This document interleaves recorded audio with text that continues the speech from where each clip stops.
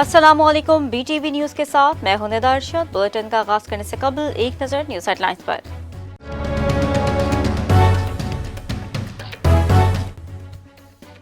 Imran Khan clean bowled stump out ہو چکے ہیں، لیکن ضدی بچے کی طرح کریز پر کھڑے ہیں۔ ادارے میں ناراضگی ہوگی تو آپ کی کارکردگی سے ہوگی۔ مسلم لیگ نون کے جنرل سیکرٹری احسن اقبال نے وزیر اعظم عمران خان کے انٹرویو پر تنقید کی۔ کہا، نریندر مودی نے آپ کے دور اقتدار میں وہ کر دیا جو بھارت 72 برس میں بھی نہ کر سکتا تھا۔ آپ اپنے کرتوت چھپانا چاہتے ہیں، یہ خواہش پوری نہیں ہوگی۔ آپ ملک میں یکجہتی پیدا کرنے کی صلاحیت ہی نہیں رکھتے۔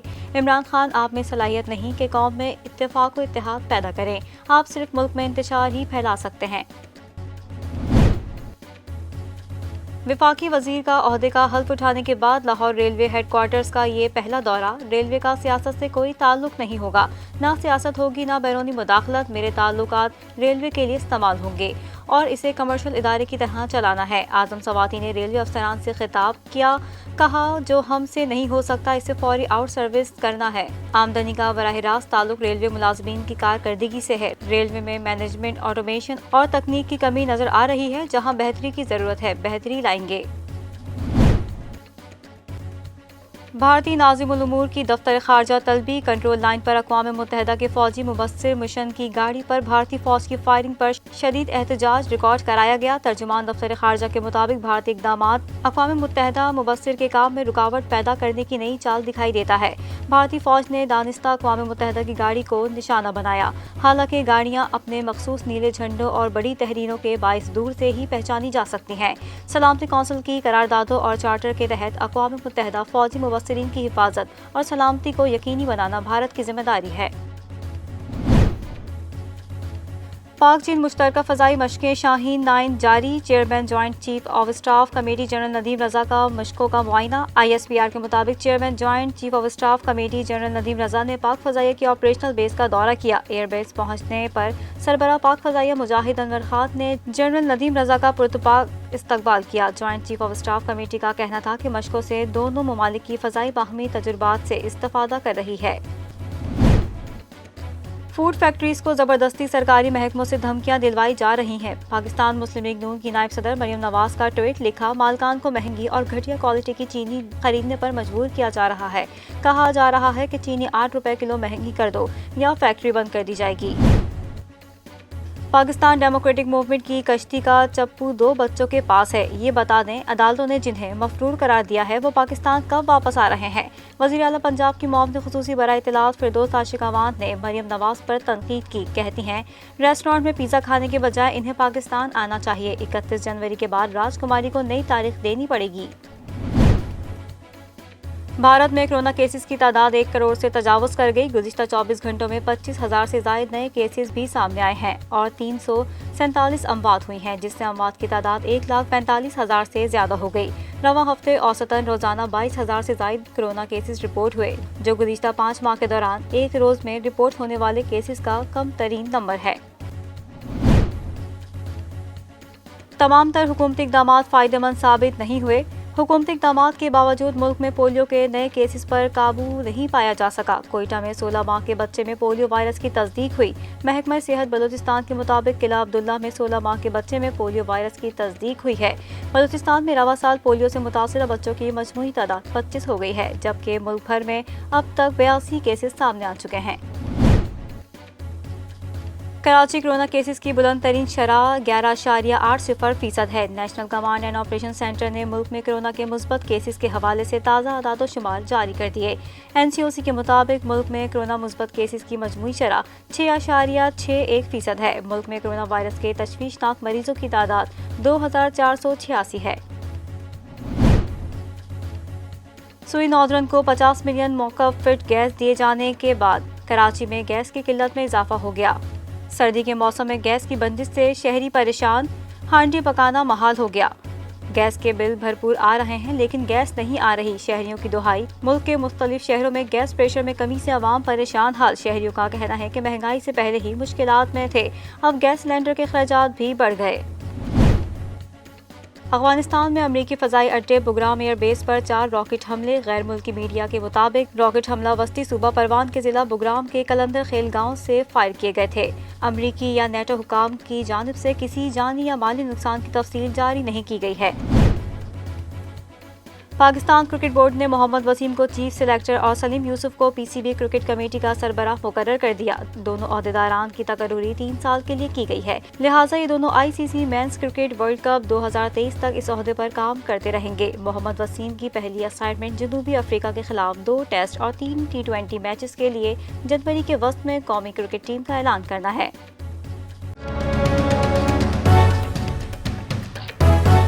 فوج میرے اوپر نہیں میرے ماتحت ہے سے متعلق وزیر اعظم عمران خان کے بیان پر مریم نواز کا رد عمل سامنے آ گیا۔ کہتی ہیں عمران خان کی حالت پر ترس آتا ہے۔ وزیر اعظم عمران خان کے بیان پر مریم نواز نے رد عمل کا اظہار کرتے ہوئے کہا کہ وزیر اعظم کی حالت پر ترس آتا ہے، جس کو یہ بھی بتانا پڑ جائے باقی آپ خود سمجھدار ہیں، بندہ تابعدار ہے۔ مسلم لیگ نون کی نائب صدر مریم نواز نے کہا کہ ریاستی مشینری کا ناجائز استعمال کر کے لیگی عہدیداروں کو گرفتار کیا جا سکتا ہے، لیکن ووٹ کو عزت دو کے بیانیے کا علم تھامے سپاہیوں کو منزل تک پہنچنے سے روک نہیں سکتے۔ مریم نواز نے کہا کہ مدثر قیوم ناہرہ کی گرفتاری ظاہر کرتی ہے کہ سلیکٹڈ حکومت عوامی قہر کے سامنے گھٹنے ٹیک چکی ہے۔ یاد رہے کہ گزشتہ روز وزیر اعظم عمران خان نے نجی ٹی وی سے گفتگو کرتے ہوئے کہا تھا کہ فوج میرے اوپر نہیں میرے ماتحت ہے۔ جنرل باجوہ برداشت کر رہے ہیں کیونکہ وہ جمہوریت پر یقین رکھتے ہیں۔ اپوزیشن فوج پر دباؤ ڈال رہی ہے تاکہ وہ جمہوری حکومت کو گرا دیں۔ اس بات پر تو آرٹیکل 6 لگتا ہے۔ وزیر اعظم کا کہنا تھا کہ دعا کر رہا ہوں، انتظار کر رہا ہوں، اپوزیشن استعفے دے، یہ ملک کے لیے اچھا ہوگا۔ اگر اپوزیشن 1 ہفتے تک دھرنا دے کر بیٹھ جائے تو استعفیٰ دینے کا سوچوں گا۔ نظر ڈالتے ہیں دنیا بھر کی خبروں پر۔ ہالی ووڈ کے سپر اسٹار اور معروف ایکشن ہیرو ٹام کروز کے ڈانٹنے کے باعث ان کی زیر تکمیل فلم مشن امپاسبل 7 کے عملے کے 5 افراد کام چھوڑ گئے، جس کے بعد سے ٹام کروز خبروں کی زینت بنے ہوئے ہیں۔ فلم مشن امپاسبل 7 کی شوٹنگ کے دوران ایکشن ہیرو ٹام کروز کو جو ماسک پہنے دیکھا گیا ہے، اس کی تجویز سینٹر فار ڈیزیز کنٹرول اور پریونشن کی جانب سے نہیں دی گئی۔ ٹام کروز کو فلم کی شوٹنگ کے دوران جو ماسک پہنے دیکھا گیا ہے، اس کی قیمت $14.99 ہے، جس میں کاربن فلٹرز اور بریتھنگ والوز ہیں۔ اس ماسک کو بنانے والوں کا کہنا ہے کہ یہ ماسک فزیکل ایکٹیویٹی یعنی کسی جسمانی کام کرنے کے دوران پہنا جاتا ہے، کیونکہ اس کے والوز کو گرم اور نم سانس کو فوری نکالنے کے لیے بنایا گیا ہے۔ آسان الفاظ میں یہ ماسک کورونا وائرس کے بچاؤ کے لیے مددگار ثابت نہیں ہوتا اور اسے پہننے کے باوجود بھی کورونا وائرس کا پھیلاؤ ممکن ہے۔ CDC نے بھی اس طرح کے والوز والے ماسک کے حوالے سے خبردار کر رکھا ہے کہ یہ ماسک آپ کو کورونا وائرس سے نہیں بچا سکتا اور اس کو لگانے کے بعد بھی کورونا وائرس کا پھیلاؤ ممکن ہے، کیونکہ اس میں لگے والوز سانس کے ذریعے باہر آنے والے قطروں کو باہر نکالنے سے نہیں روک سکتے۔ ہر برس کی طرح نئے برس کے لیے بھی رنگوں کے حوالے سے مشہور کمپنی پینٹو نے فیشن، آرٹ، فن تعمیر اور سیر و سیاحت اور دیگر شعبوں میں تحقیق کے بعد کلر آف دی ایئر کا انتخاب کر لیا۔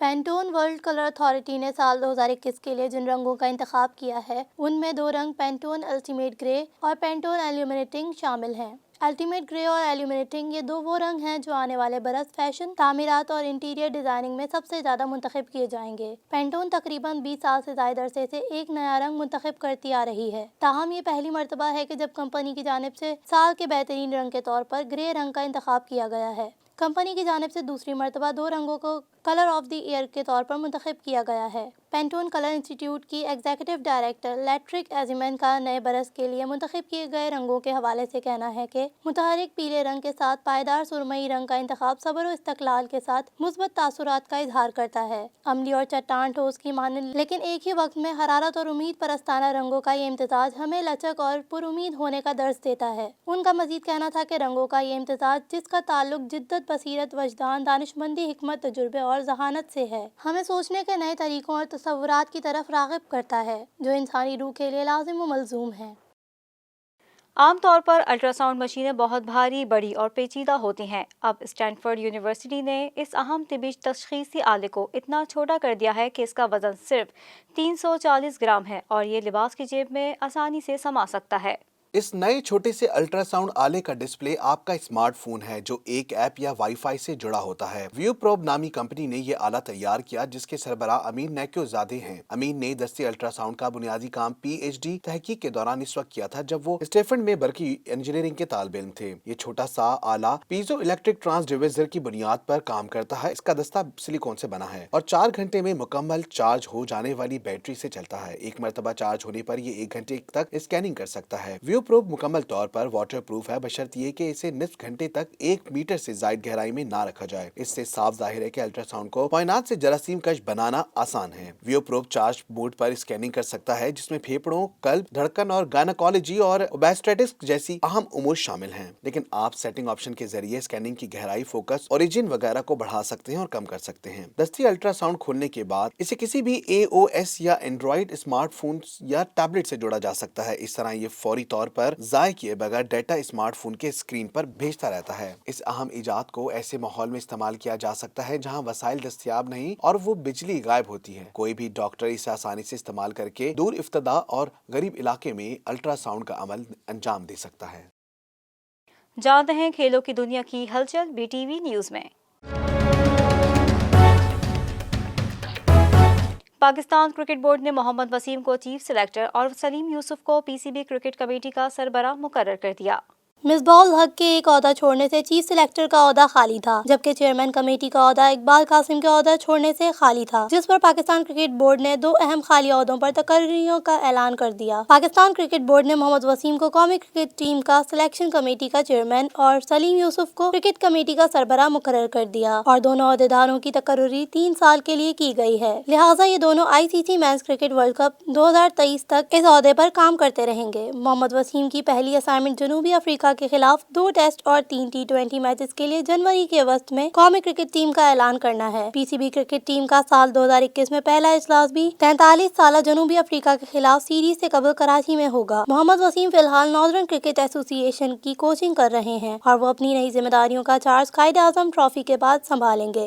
PCB ने कौमी क्रिकेट टीम के सिलेक्शन कमेटी के तश्कील में कोई तब्दीली नहीं की। तमाम क्रिकेट एसोसिएशन की फर्स्ट 11 टीमों के हेड कोचेज ही सिलेक्शन पैनल में शामिल रहेंगे। मोहम्मद वसीम के चेयरमैन सिलेक्शन कमेटी का चार्ज संभालने के बाद नॉर्दर्न क्रिकेट एसोसिएशन के लिए नए कोच की तकर्री कर दी जाएगी। सलीम यूसुफ ने आखिरी मर्तबा बतौर रुकने सिलेक्शन कमेटी PCB के साथ काम किया था। वो 2013 से 15 तक कौमी क्रिकेट टीम के सिलेक्शन कमेटी के रुकन रहे और अब क्रिकेट कमेटी के सरबराह के इनके पैनल में अली नकवी मैच ऑफिशियल्स नुमाइंदे की हैसियत से काम करेंगे। उमर गुल डोमेस्टिक क्रिकेटर्स के नुमाइंदे, उरूज मुमताज खवातीन क्रिकेटर की नुमाइंदा, वसीम अकरम साबिक क्रिकेटर और मीडिया के नुमाइंदे की हैसियत से काम करेंगे। अब जानते हैं शो बिजनेस की दुनिया का हाल। पाकिस्तानी शोबिज इंडस्ट्री के नौजवान अदाकार आगा अली ने अपने जैकेट के हवाले से खुद ही दिलचस्प इंकशाफ कर दिया। समाजी राब्ते की फोटो और वीडियो शेयरिंग वेबसाइट पर आगा अली ने जैकेट ज़ेबतन की तस्वीर शेयर की और इस हवाले से पूरी कहानी भी तहरीर की। आगा अली ने लिखा कि मैंने अपनी पहली लेदर की जैकेट 2001 में खरीदी और फिर 12 साल तक उसे ही इस्तेमाल किया। जब जैकेट का लेदर खराब हुआ तो फिर मैंने उसे पहनना छोड़ दिया, मगर जैकेट अभी तक मेरे पास है। उन्होंने लिखा कि मुझे चमड़े वाली जैकेट्स बहुत पसंद हैं। ये वो वाहिद चीज़ है जो मैंने किसी से मांग कर नहीं पहनी। चूँकि मेरी पुरानी जैकेट खराब हो गई थी तो मैंने हाल ही में नई चमड़े की जैकेट बनवाई है। आगा अली ने मजीद लिखा कि कराची में चलने वाली ठंडी हवाओं की बदौलत चमड़े की जैकेट पहनना मुमकिन हुआ, वरना शहर में जैकेट पहनने की जरूरत पेश नहीं आती थी। पाकिस्तान शोबिज इंडस्ट्री की सीनियर अदाकारा हिना ख्वाजा बयात ने अपनी बेटी की शादी में अपने जबरदस्त डांस की वीडियो शेयर कर दी। जिंदगी गुलजार है मता जहां और मुतादिद ड्रामों में शानदार अदाकारी करने वाली अदाकारा हिना बयात ने इंस्टाग्राम पर एक वीडियो शेयर की जिसमें वो ढोलारे गाने पर रक्स कर रही हैं। उन्होंने वीडियो शेयर करने के साथ साथ कैप्शन में बताया कि ज़िंदगी का सबसे अनमोल लम्हा वो होता है जब आपकी बेटी की शादी हो रही हो और वो अपनी ज़िंदगी का आगाज़ करने जा रही होती है। हिना ख्वाजा ने इस मौके पर अपनी बेटी को दुआएं देने के साथ साथ उनकी आने वाली ज़िंदगी के लिए नेक तमन्नाओं का इजहार भी किया। अदाकारा की डांस की वीडियो इनके चाहने वालों के साथ साथ शोबिज़ इंडस्ट्री के सितारों की जानिब से खूब पसंद की जा रही है। टीवी इंडस्ट्री की मारूफ अदाकारा निम्रा खान ने समाजी राब्ते की वेबसाइट इंस्टाग्राम पर दिलचस्प वीडियो शेयर की जो वायरल हो गई। मज़ीद तफसीलात इस रिपोर्ट में। पाकिस्तानी ड्रामा इंडस्ट्री में अदाकारी के जौहर दिखाने वाली अदाकारा निम्रा खान ने photo and video sharing application Instagram पर तैयारे में हंगामी हालत के दौरान क्या करना चाहिए खूबसूरत अंदाज में बयान करके मद्दाहों की तवज्जो अपनी जानिब मबजूल करवा ली। हंगामी हालात में जहाज से बाहर निकलने के 8 रास्ते हैं। 2 जहाज के पिछले हिस्से में दाएं और बाएं, 4 जहाज के दरमियाने हिस्से में दाएं और बाएं और 2 जहाज के अगले हिस्से में दाएं और बाएं।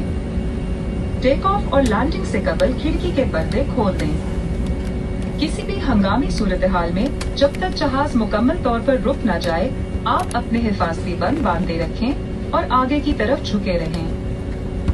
हंगामी सूरत में जहाज से बाहर निकलने वीडियो में देखा जा सकता है कि निम्रा खान एयर होस्टेस की तरह सर पर दुपट्टा ओढ़े बता रही हैं कि हंगामी हालत में जहाज से निकलने के 8 रास्ते हैं। अदाकारा ने लब कुशाई नहीं की, सिर्फ इशारों में समझाती रही और किस वक्त भागना होता है और जहाज रुकने से कबल सीट से नहीं उठना, ये सब निम्रा ने मजाहिया अंदाज में बयान किया। वाज़ेह रहे कि रवां साल सितंबर में अदाकारा निम्रा खान घर की सीढ़ियों से गिरकर शदीद जख्मी हो गई थी। अदाकारा को चेहरे और सर पर मुतादिद चोटें आई थी। निम्रा खान ने समाजी राब्ते की वेबसाइट इंस्टाग्राम पर अपने साथ पेश आए हादसे की तस्वीर शेयर की थी और जल्द सेहतयाबी के लिए दुआओं की दरखास्त की थी। अदाकारा ने नाक के गिर्द पट्टी के बाद की तस्वीरें शेयर करते हुए लिखा था कि जब तक आप अपने पास मौजूद नेमतों के शुक्रगुजार रहेंगे तभी आप खुश रह सकते हैं। अदाकारा और मेज़बान नादिया खान का कहना है कि शादी करना मेरी जिंदगी की सबसे बड़ी गलती थी। अदाकारा और मेजबान नादिया खान एक इंटरव्यू के दौरान सवाल पूछा कि जिंदगी का कोई ऐसा फैसला है जिस पर आपको आज भी बहुत अफसोस होता हो, जिस पर नादिया खान ने कहा कि मेरी जिंदगी की सबसे बड़ी गलती शादी करने का फैसला था जो मैंने बहुत जल्दी में किया। हत्ता कि शादी करके मैंने अपने अंदर छुपे फनकार का कत्ल कर दिया। अगर बात की जिंदगी का इल्म होता तो मैं शादी ना करती। नादिया खान ने यह भी कहा कि सन 2000 में अगर मैं शादी ना करती तो सिर्फ काम करती, यहाँ तक कि जिंदगी में बहुत कुछ कर सकती थी, लेकिन शादी के बाद जो मैंने 10 साल गुजारे वो बस मेरी जिंदगी के ड्रामे थे, क्योंकि मैंने इस दौरान ये सोच रखा था कि मुझे अच्छी बीवी और अच्छी बहू बनकर रहना है। फिर इसके बाद ऐसा ड्रामा शुरू हुआ जिसकी एक साथ 10 साल तक चलती रही। शादी का बस एक यही फायदा है कि आपको बच्चों जैसी नेमत हासिल हो जाती है जो कि किसी की भी जिंदगी का सबसे अहम हिस्सा होती है, और अगर ये बच्चे वक्त पर हो जाएं तो वो आपके दोस्त होते हैं। कभी कभी तो ऐसा लगता है कि जैसे बच्चे आपकी आर्मी हो। वाज़ेह रहे कि कुछ रोज कबल खबर सामने आई थी कि नादिया खान ने मंगनी कर ली है और अब वो तीसरी बार रिश्ते अज़दिवाज में मुंसलिक होने जा रही हैं। न्यूज़ स्टूडियो से फिलवक्त इतना ही। मजीद खबरों से बाखबर रहने के लिए विजिट कीजिए हमारी वेबसाइट www.btn.tv और सब्सक्राइब करें हमारे YouTube channel brother television network.